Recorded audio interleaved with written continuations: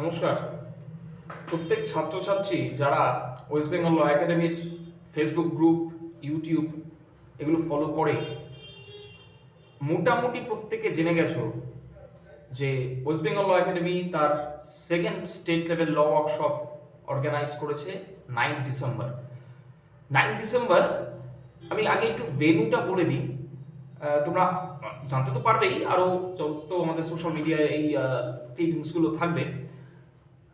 Garia station থেকে ঠিক 3-4 মিনিটের হাঁটা পথ বৈদ্য কমিউনিটি হল, সেইখানটায়, অথবা ক্ষুদিরাম মেট্রো স্টেশন থেকে নেমেও টুয়ার্ডস গড়িয়া স্টেশনের দিকে গেলে এই 4 থেকে 5 মিনিটের রাস্তা বৈদ্য কমিউনিটি হল, সেখানটায় টোটাল আমাদের গেটস বা ব্যানার্সগুলো দেখতে পাবে।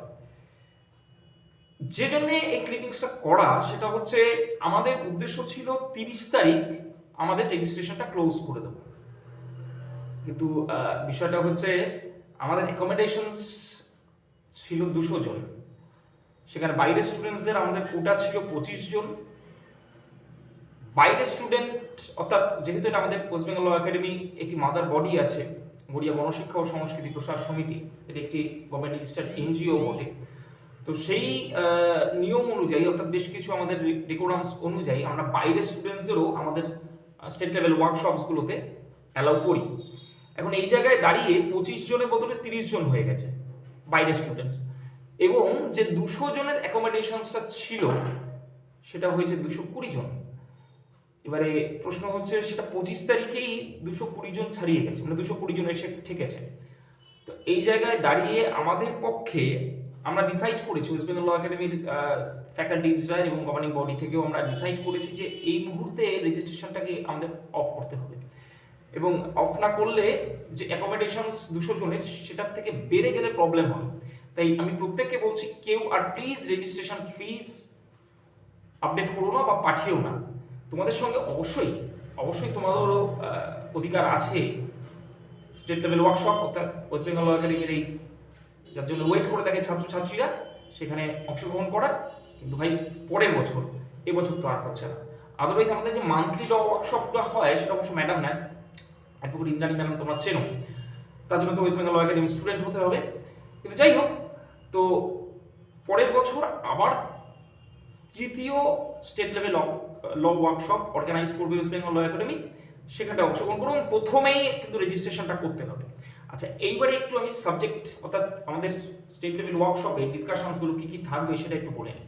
প্রথমত প্রথম যে সেশনটায় সেখানটায় এবারে আমাদের সাবজেক্ট হচ্ছে ক্রিমিনোলজি। এই ক্রিমিনোলজির একটি অত্যন্ত গুরুত্বপূর্ণ বিষয় পক্সো।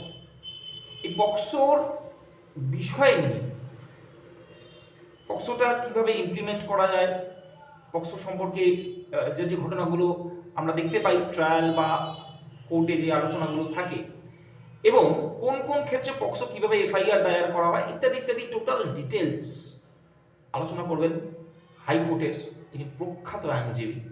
অর্থাৎ প্রথম সেশনটা থাকছে পক্সোর উপরে ক্রিমিনোলজির সঙ্গে, হয়তো তার সঙ্গে একটু যুক্ত হতে পারে সিবিআই ম্যাটার্সের কিছু বিষয়বস্তু, এবং তারপরে রিসেস, এবং রিসেসের পর আমাদের সেকেন্ড সেশন স্টার্ট হচ্ছে, যেটা মুড কোর্ট কম্পিটিশন।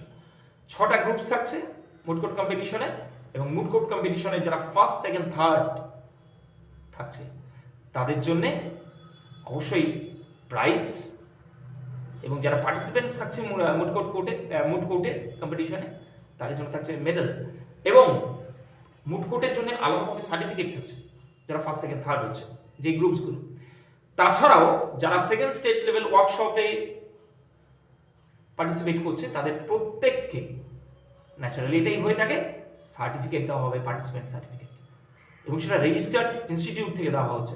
আমার এক ছাত্র বলছিল, শুভদীপ, যে অথেন্টিসিটি অফ সার্টিফিকেটটা কে দিতে পারে। আমরা দেখেছিলাম অতীতে এমন কিছু লোকজন আমাদের দেখা দেখি সার্টিফিকেট দেওয়া শুরু করেছিল, কিন্তু সেগুলো তো কোনো রেজিস্টার্ড ইনস্টিটিউট নয়, সেটা সম্ভব নয়। যাই হোক, তো ওয়েস্ট বেঙ্গল ল একাডেমির 9 তারিখের এই সেকেন্ড স্টেট লেভেল ওয়ার্কশপে আমরা থাকছি, তোমাদের সঙ্গে দেখা হচ্ছে।